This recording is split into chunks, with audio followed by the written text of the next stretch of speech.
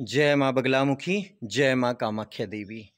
जगत जननी परमेश्वरी, नीलांचल की वासनी, नील पर्वत पर विराजमान होने वाली माँ भगवती कामाख्या देवी, माँ भगवती काम बीज रूपनी की कृपा, माँ कामाख्या देवी का आशीर्वाद कैसे प्राप्त हुआ और माता भगवती ने इतनी परीक्षाएं क्यों ली, इसी रहस्य को लेकर मैं आप सभी को बताने वाला हूँ।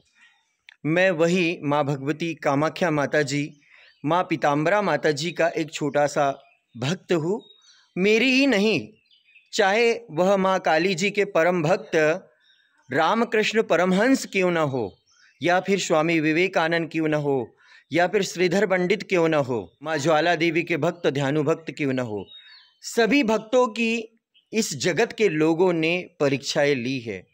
और जब परीक्षाएं ली हैं तो वह भक्त माँ के करीब पहुँचते गया है।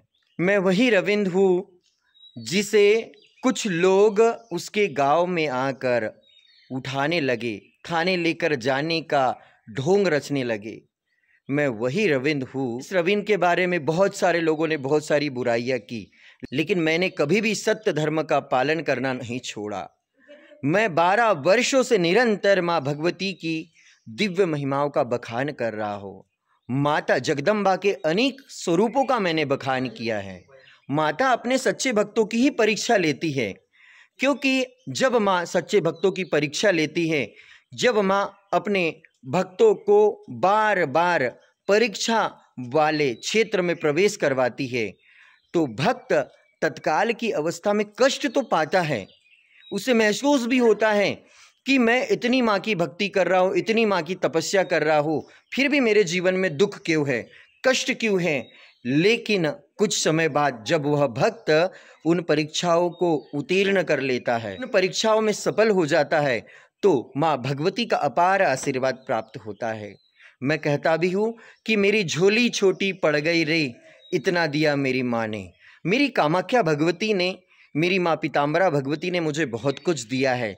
इसके लिए मेरी बहुत सारी परीक्षाएं भी हुई और मैं उन सारी परीक्षाओं में सफल होते गया। यह सब माँ भगवती, माँ बगलामुखी, माँ कामाख्या देवी की ही कृपा है। जिस प्रकार से एक कुम्हार एक मटके का निर्माण करता है और कुम्हार जिस प्रकार से चाहे उस प्रकार से मटके को आकृति दे देता है, उसी प्रकार से जो भगवान के मार्ग पे चलते हैं, जो सत्य धर्म का पालन करते हैं, जो निरंतर माँ कामाख्या देवी, माँ बगलामुखी माता जी की भक्ति करते रहते हैं, फिर चाहे उनके जीवन में अनेक कष्ट, अनेक विपदाएं, अनेक बाधाएं क्यों न हो, लेकिन जो निरंतर माँ भगवती के मार्ग पे चलते रहते हैं और माँ को मन में बसा लेते हैं, मन में भावना की जो जगा के देख, ले बोलती है मूर्ति बुला के देख, एक बार नहीं 100 बार आजमा के देख, ले बोलती है मूर्ति बुला के देख। माता रानी के हजारों भक्त हैं, लेकिन उन हजारों भक्तों में श्रीधर पंडित एक अलग भक्त हुए हैं, ध्यानु भक्त एक अलग भक्त हुए हैं, आल्हा उदल एक अलग भक्त हुए हैं, रामकृष्ण परमहंस एक अलग भक्त हुए हैं। इसी प्रकार से माँ बगलामुखी, माँ कामाख्या देवी के हजारों भक्त हैं।